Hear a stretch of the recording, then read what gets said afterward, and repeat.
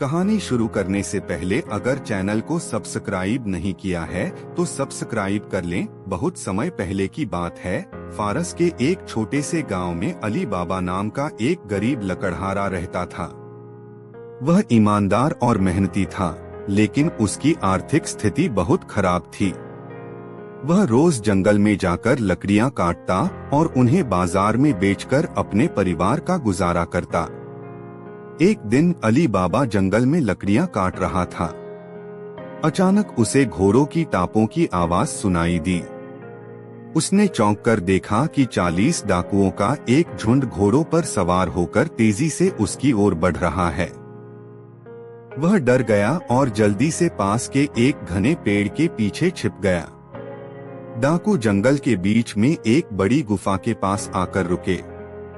उनके सरदार ने गुफा के सामने खड़े होकर ऊंची आवाज में कहा, खुल जा सिनसिन।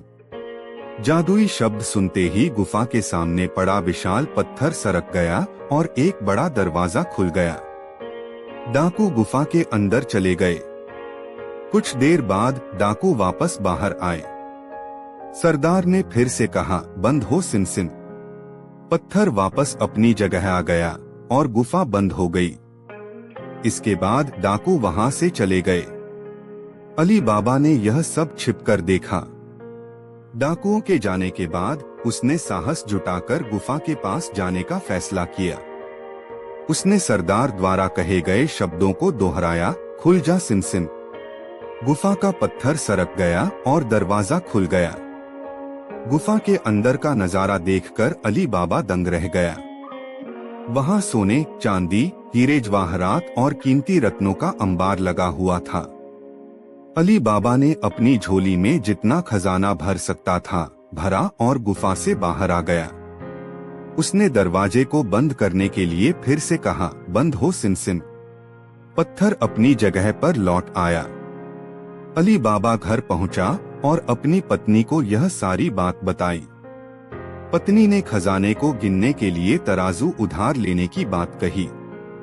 अली बाबा अपने बड़े भाई कासिम के घर गया और उससे तराजू उधार ले आया।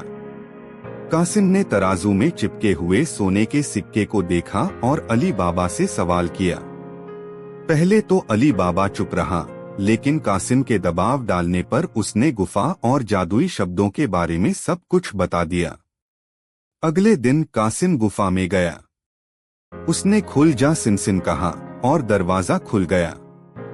वह गुफा के अंदर गया और सोने चांदी से अपनी बोरियां भरने लगा, लेकिन लालच में आकर उसने बहुत समय लगा दिया। जब वह बाहर निकलने की कोशिश कर रहा था तो उसे जादुई शब्द याद नहीं आए। वह गुफा के अंदर फंस गया। उसी समय डाकू गुफा में लौट आए। उन्होंने कासिम को पकड़ लिया और उससे पूछा कि वह उनके खजाने तक कैसे पहुंचा। कासिम ने डर के मारे सब कुछ बता दिया। डाकुओं ने उसे मार दिया और उसका शव गुफा के दरवाजे पर लटका दिया ताकि यह चेतावनी बनी रहे। जब कासिम घर नहीं लौटा तो अली बाबा चिंतित हो गया। उसने गुफा में जाकर अपने भाई का शव देखा। उसने चुपके से उसका शव वहां से निकाला और उसका अंतिम संस्कार कर दिया। डाकुओं को समझ में आ गया कि उनके खजाने के बारे में कोई और जानता है। उन्होंने अली बाबा का पता लगाने की योजना बनाई।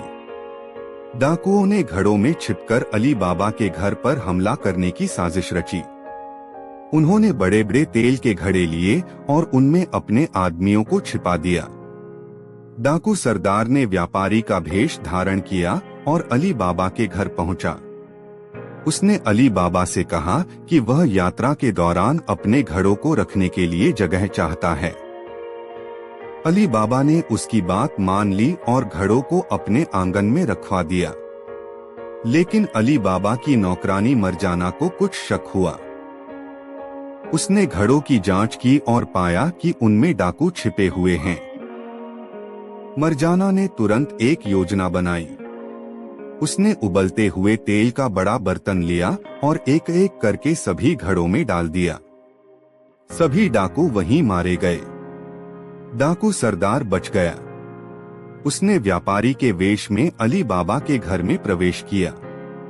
वह अली बाबा को मारने की योजना बना रहा था, लेकिन मरजाना ने उसकी चाल को पहचान लिया। मरजाना ने नृत्य करते हुए अपने खंजर से डाकू सरदार को मार डाला। अली बाबा और उसका परिवार अब पूरी तरह सुरक्षित था। अली बाबा ने डाकुओं के खजाने का एक बड़ा हिस्सा गरीबों में बांट दिया और बाकी अपने परिवार की जरूरतों के लिए रखा।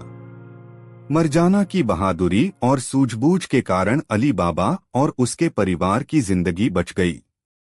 अली बाबा ने मरजाना को अपने परिवार का हिस्सा बना लिया और जीवन भर उसका सम्मान किया। इस तरह ईमानदारी, समझदारी और बहादुरी ने अली बाबा और उसके परिवार को एक सुखद और सुरक्षित जीवन दिया।